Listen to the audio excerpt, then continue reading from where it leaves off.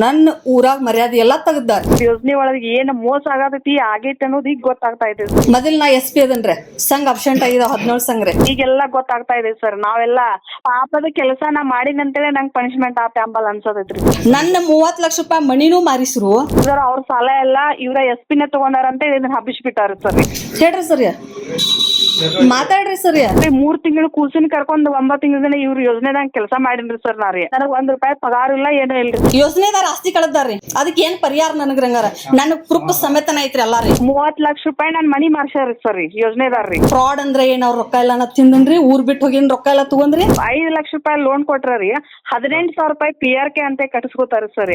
Sir, ನಿಮಗ್ ಗೋಕಾಕ್ ತಾಲೂಕದಾಗ ಯೋಜನೆ ಉಳಿಸ್ಕೋಬೇಕನ್ನೋ ಆಸೆ ಇತ್ತಂದ್ರ ನನಗ್ 2ರಾಗ 1 ಆಗ್ಬೇಕು. ಇಡೀ ನಂಗೆ ಗೋಕಾಕ್ ತಾಲೂಕಾಗ ಎಷ್ಟು ಹೇಳಿದೆ ಎಲ್ಲಾ ಪರಿಚಯದಾರ ಎಲ್ಲಾ ಸಂಘ ನಾ ನಿಲ್ಸಕ್ ಟ್ರೈ ಮಾಡತ್ತೇನೆ ಸರ್. ಸೌಜನ್ಯಾಗ ನ್ಯಾಯ ಸಿಗ್ತೈತ್ರಿ ಸರ್. ಸಪೋರ್ಟ್ ಮಾಡ್ರಿ, ಆಕಿಗೆ ನ್ಯಾಯ ಕೊಡ್ಸೇ ಕೊಡ್ಸನ್ರಿ ಸರ್.